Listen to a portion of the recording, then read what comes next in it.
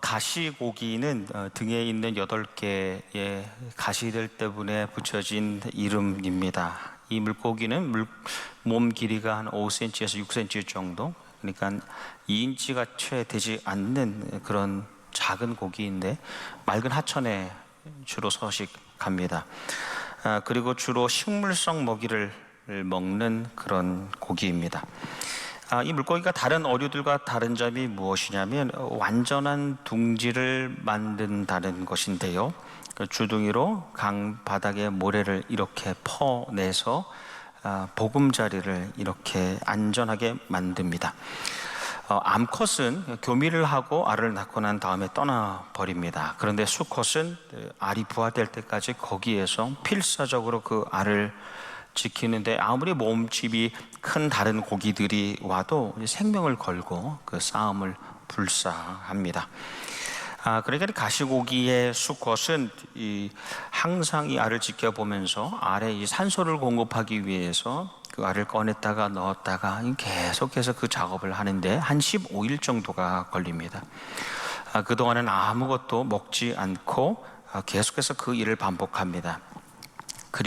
그리고 알에서 새끼가 부화되면 그때 죽습니다.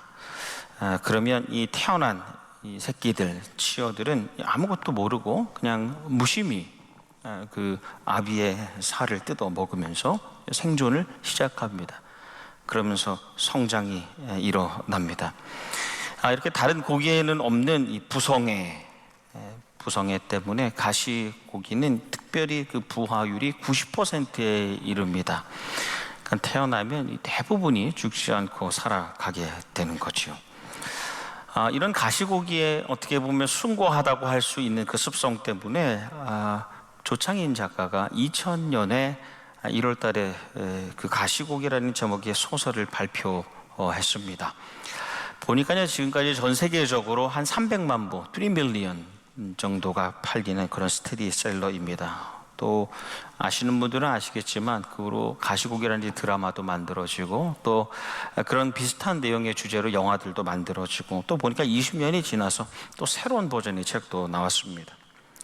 잠깐 내용은 나름 이렇습니다. 아들이 백혈병에 걸렸는데 그 어머니는 이혼을 하고 떠나갑니다. 그런데 아버지 홀로 남아서 아들 곁에서 그를 돌보는데 사실 그 아버지는 그의 어린 시절에 그의 아버지, 그러니까 이 아들 남겨진 병에 걸린 아들의 할아버지죠.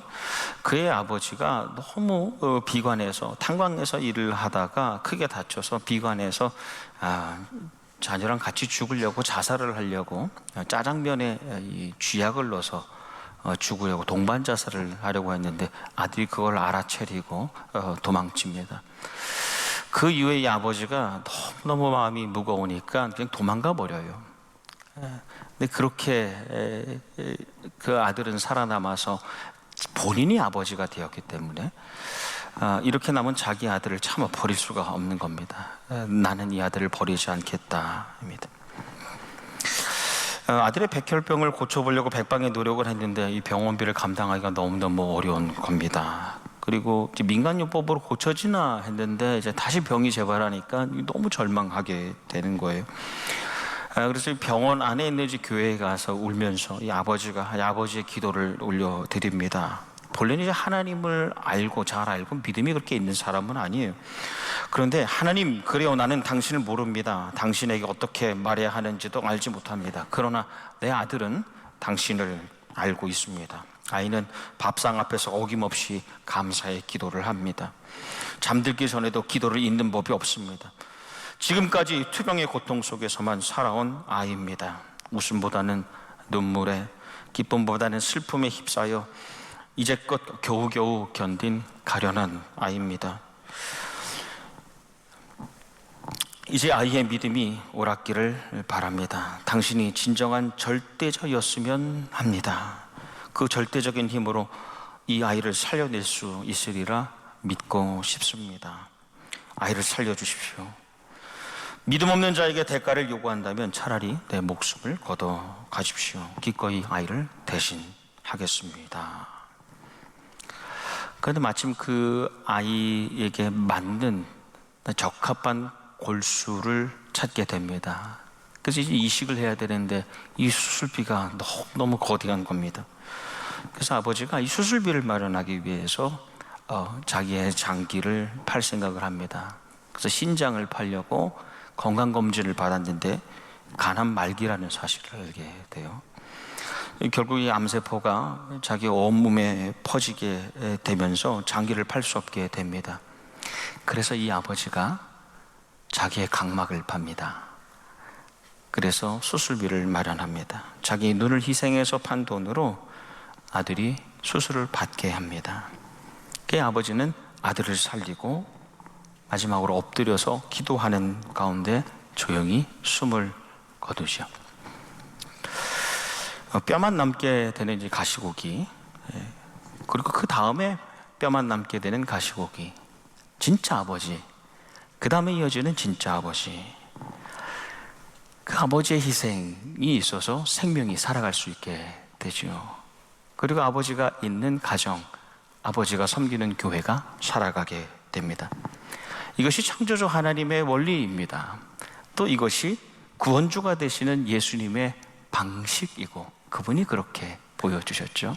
그리고 이것이 오늘도 우리를 터치하시는, 우리의 삶을 지탱하고 유지하시는 성령님의 감동입니다. 다만 이것이 세상의 것, 사람의 것과 다른 것은, 여러분, 세상 사람들, 세상에 사는 사람들은 항상 자기 자식, 자기 사람들을 만들어 가려고 합니다. 그런데 하나님의 사람은 모든 생명을 품는 사람이시요. 그래서 하나님의 사람은 자기 사람이 없습니다. 하나님의 사람은 자기 자식이 없습니다. 하나님의 사람은 자기 사람, 자기 자식 없고 모두가 하나님 안에서 가족이고 식구입니다. 소위 죄인들이라고 불렸던 이들과 공동 식탁을 가지면서 음식을 나누었던 예수님을 보고 수군거리는 사람들이 있었죠. 원망하고 불평하고 불만하는 바리새인들과 율법학자들이 있었습니다. 그들을 향해 주신 세 가지 비유 가운데 마지막 비유의 말씀, 세 개이지만 하나이고 또 하나로 세 개인 비유입니다. 그 마지막 우리에게 잘 알려진 이 비유, 그래서 우리는 오랫동안 한 탕자의 비유, 혹 탕자의 이야기로 불려왔지만, 사실 이 말씀은 어떤 사람에게 두 아들이 있었는데로 시작합니다. 그래서 이 비유는 아버지를 떠나면서 집을 나가버린 차남뿐 아니라 집에 있으나 아버지를 떠나버린, 아버지를 버린 장남, 아버지의 관점에서 보면 다 멀어져 버린 두 아들에 대한 이야기입니다. 동시에 그 말씀이 전달되는 그 자리에 있었던 소위 죄인들이라 불렸던 사람들은 물론이거니와, 또 나는 죄인이 아닌 하나님의 아들 아브라함의 자손이라 생각했던 유대 지도자들을 모두 향한 말씀이라고 할 수 있죠. 아버지가 살아있을 때 아들이 이제 자기 분깃을 달라고, 몫을 달라고, 내 유산을 이제 달라고 말하는 것은 그 당시 유대 상속범을 어기는 것이기도 하거니와, 이제 나는 당신과 상관없는 사람입니다, 나는 아버지가 죽은 사람으로 여기겠습니다 라는 그런 메시지입니다. 내게 그대는 무의미합니다 라는 것이지요. 근데 아들은 아버지에게 요구하는 게 이거였어요. 재산입니다. 재산. 헬벤의 우아시스라고 그런 헬라어로 재산을 요구해요. 근데 아버지는 아들에게 재산을 주지 않고 살림을 줍니다. 비혼이라는 겁니다. 살림은 재산이 아닙니다. 살림은 단순한 물질이 아니지요. 살림이라는 것은 계속해서 살아가기를 바라는 마음이 담겨 있는 겁니다. 아버지는 아들에게 그것을 주었는데, 말씀해 보니까 그 아들이 며칠이 안 되어 재물을 다 모아가지고, 이렇게 나와요. 며칠 동안 다 모아가지고 라고 하는 시나가곤이라는 헬라어는 어떤 의미냐면, 쉽게 말하면 현금화를 한 겁니다. 캐시로 바꾼 거예요. 며칠 동안 모였나를 보니까 아버지가 살림을 떼어줬는데 그 살림을 돈으로 다 바꾼 겁니다. 그리고 돈을 가지고 떠나가지요. 그리고 아버지는 처음부터 그가 떠날 것이라 생각하지 않았습니다. 그래서 살림을 나눠준 것인데 그 아들은 그것을 재물로 재산으로 바꿔서 떠났으니까 어찌 보면 아버지는 흔쾌히 나눠준 살림에 대하여 후회하고 있지는 않으셨을까라는 생각도 들지요. 그러니까 아버지는 어차피 떠나려고 했던 자식 내가 재산 먼저 줘가지고 보냈고 뭐 돈 떨어지면 오겠지라고 생각한 것이 아니라 살아갈 길을 주었는데 그 살아갈 길을 처분해버리고 떠나버린 그 아들, 그 생명을 향한 아픈 마음이 있었기 때문에 매일 나와서 멀리 내다보고 있었던 것이죠. 우리가 잘 아는 대로 아들이 재산을 탕진합니다. 낭비하고 다 써버립니다. 그 당시 돼지고기를 안 먹었잖아요, 유대인들은. 근데 부정한 짐승이라고 할 수 있는 돼지를 키우고 있었어요. 그곳에서 돼지가 먹는 음식, 쥐염 열매라고 알려진 그 열매조차 먹지 못하고 말씀을 보니까 굶주려 죽어가고 있었다는 겁니다. 죽어가고 있었어요. 영혼도 죽어가고 있고 실제로 몸이 죽어가고 있었습니다. 그런데 놀랍게도요, 아버지 집을 기억해낸 겁니다. 대단한 변화죠. 아버지 집을 기억해낼 수 있다는 겁니다. 아버지 집은 누구라도 살아가고 있을 곳, 누구라도 살아가고 있을 곳으로 기억하고 있다는 겁니다. 세상에 죽을 것 같다가도 거기 가면 살아나는 곳, 살아갈 맛이 나는 곳, 어떻게 해서든지 사람이 살아갈 수 있는 분위기를 만들어주는 것, 그런 건강한 구조를 가지고 있는 것, 그런 환경을 지향하는 곳, 그곳에 대한 기억을 가지고 있었다는 겁니다. 그 사람이 아들이든 딸이든 하인이든 품꾼이든 상관없이 누구도 막아서지 않고 누구도 쫓아내지 않고 따뜻한 마음과 넉넉한 나눔이 보장된 곳, 그렇게 내 삶에 기억되는 곳, 그게 아버지의 집이죠. 돌아가고 싶은 그 자리. 우리 지난 주일에도 말씀을 나눴습니다만 전도는 예수 그리스도라는 도, 그 길을 전하는 겁니다. 근데 그것은 예수님을 통하여 나타난 하나님의 사랑을 전달하는 것으로 풀 수 있었죠. 그 전도는 그러니까 알려주고 전해주고 데려오고 거기 그치는 것이 아닙니다. 그 전도는 내가 그 하나님의 사랑, 그 마음을 보여주는 것이죠. 그리고 전도의 결론이라고, 전도의 결실이고 마침이라고 할 수 있는 것은 혹 그 사람이, 그가 다시 세상으로 나아간다 하여도 나아가 있을 때라도 거기에는, 바로 여기에는, 이곳에는 항상 영적으로 평안하고 거기에만 가면 육적으로도 풍요로워서 누구라도 살아갈 수 있게 만드는 그런 하나님의 마음이 가득한 곳으로 기억되도록 만드는 것, 그게 전도라는 겁니다. 혹 떠나가더라도 우리 나성 영락교회를 통하여 하나님의 마음이 기억나게 하는 것, 그걸 각인시키는 것, 그것이 전도의 결실입니다. 러시아의 상테크부르크 에르미타주 미술관에 가면 우리에게 잘 알려진 작품이 있죠. 렘브란트의 탕제 귀환이라는 작품입니다. 헨리 나우엔도에게 대해서 한번 글을 쓴 적이 있습니다만, 아버지의 그림 속의 모습을 보면 눈을 지그시 감고 있어요. 기억하지 않겠다는 그런 강한 의지이죠. 근데 그 두 손이, 아버지의 손이 각각 다르죠. 왼손은 힘줄이 두드러져 나오는 강력한 손입니다. 그런데 오른손은 아주 부드럽고 매끈한 손으로 그려졌습니다. 한 손은 다시 너를 보내지 않겠다는 강한 손이고, 다른 한 손은 다시금 다정하게 덮어주는 그런 따뜻한 손입니다. 다시 너를 보내지도 않을 것이고 끝까지 너를 살려가겠다라는 아버지의 모습입니다. 여러분, 세상과 사람 사이에서 숨쉬지 못하여서 질식할 것 같은 사람들이 언제든지 기억해내고 돌아올 수 있는 것, 거기 가면 내가 숨 좀 쉴 수 있겠다, 거기 가면 죽을 것 같더라도 나를 사랑해주는 사람을 만나고 내가 살아갈 수 있겠다, 하나님의 마음을 경험할 수 있는 것, 그게 교회입니다. 저는 우리 교회가 그런 교회가 되기를 소망합니다. 그동안 그냥 와보고 또 찾아와보고 소문 듣고 와보고 큰 결심을 하고 돌아와도 봤는데, 야, 여전히 여기서는 숨쉬기가 힘드네. 여기는 살 길이 없다. 여기서 내가 살림을 못하겠다 라고 떠나간 사람들이 또 얼마나 많습니까?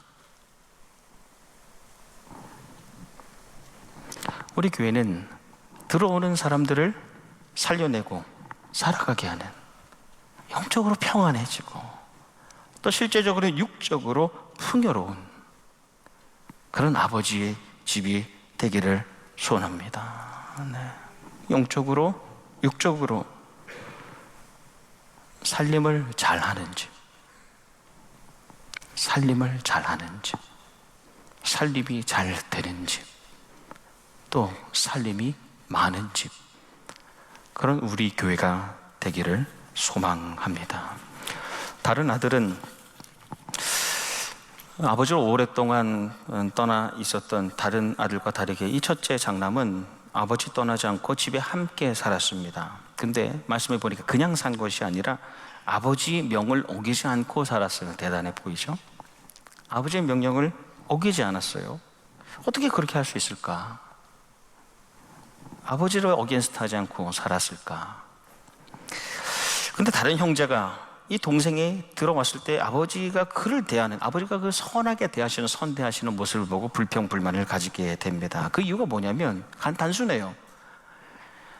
그한테는 그렇게 잘해주면서 왜 나에게는 염소 새끼라도 주어서 내 친구들과 즐기지 못하게 합니까? 염소 새끼 하나 주지 못한 것. 결국 이 다른 아들, 큰 아들의 관심은 물질에 있었던 것은 아닌가 말입니다. 이 다른 아들도 아버지의 마음보다도 자기가 받을 그 유산, 살림이 아니라 재산, 재물의 마음이 있었던 것이죠. 그러니까 굳이 나가서 들어올 필요도 없는 그 녀석이, 그 XS가 들어와서 내가 받을 유산을 축내는 거잖아요. 그러니까 증오가 일어나죠. 분노가 일어나는 겁니다. 그러니까 두 아들은 보기에는 전혀 달라 보였지만 한 아들은 자기 챙길 것을 챙겨서 간 것이고 다른 아들은 자기 것을 챙길 수 있을 때까지 아버지가 떠나길 기다렸던 것이죠. 그러나 아버지에게는, 주님에게는 소위 죄인들이라 불리는 사람들이나 유대 지도자들이나 모두 잃어버린 아들입니다. 모두 안타까운 아들이.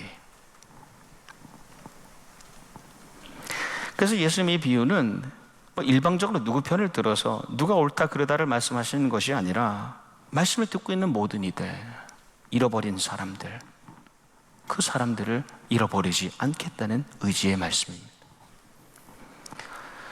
다른 아들을 위한 아버지의 마지막 말씀이 이렇지요. 너는 항상 나와 함께 있으니 내 것이 다 내 것이로되.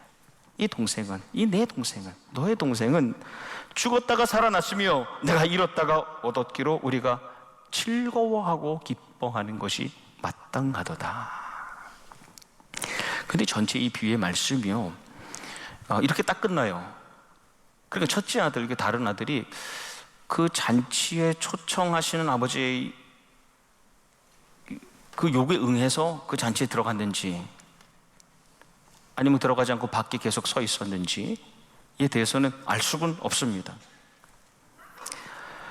그런데 이 말씀을 듣는 대상이 되었던 사람들 가운데 하나의 유대 지도자들은 예수님의 표현이 성전에 살면서, 성전에 산다고 하면서 과부의 가산을 삼키는, 과부의 재산에 관심을 가지고 있는 사람들이라고 책망하시죠. 그리고 끝내 그들은 그 도를, 하나님의 마음을 거부하게 됩니다. 아버지의 마음, 하나님의 마음, 생명, 살림, 사랑. 생명, 살림, 사랑. 그 마음을 잃지 않는, 잃어버리지 않는 우리, 그리고 우리가 함께 읽어가는 우리 교회, 우리 교회가 아버지의 집이 되기를 주님의 이름으로 축원합니다. 마지막 말씀을 준비하면서 저도 개인적으로 이제 아버지가 생각이 많이 났어요. 8년 전에 돌아가신 아버지 생각이 나서 유품이나 제가 남겨진 것들을 찾아보니까 다 한국에 있고 어머님 댁에 있고 미국에는 별게 없더라고요. 그래서 찾아 들어간 것이 아버지 페이스북을 살아있더라고요. 돌아가셨는데 친구는 딱 2명이에요. 저하고 중국 선교하신 우리 이모부. 게시물도 2개더라고요. 하나는 아버지 생신이라고 페이스북에서 자동으로 보내주는 것 하나. 근데 딱 하나 당신이 올린 게시물이 있었는데 그냥 그림이에요. 한 7살, 정확히 7살 아이가 그린 그림인데 어느 교회 아마 유치부 아이의 그림인 것 같아요. 그게 마음에 드셨는지 그걸 올리셨더라고요. 제목이 민들레 꽃씨가 날리듯입니다. 민들레 꽃씨가 날리듯. 그 그림의 이 설명이 하나님의 말씀이 민들레 꽃씨에 날리듯 우리 교회가 그런 교회가 되면 좋겠어요라는 그런 설명을 아이가 써 놓았더라고요. 말씀을 맺으면서 저는 우리 교회가 그렇게 하나님의 말씀이 민들레 꽃이와 같이 날리는 하나님의 사랑의 따뜻한 마음이 널리 퍼져나게 만드는 그런 교회가 되기를 소망합니다. 네, 그때에 전도는 하나님이 하시는 일이고 우리는 자리를 잘 준비하고 아버지의 너른 마음으로 맞이할 수 있기를 바랍니다. 성부 하나님의 보호와 성자 예수 그리스도의 인도와 보혜사 성령님의 능력이 함께 하시기를 주님의 이름으로 축원합니다.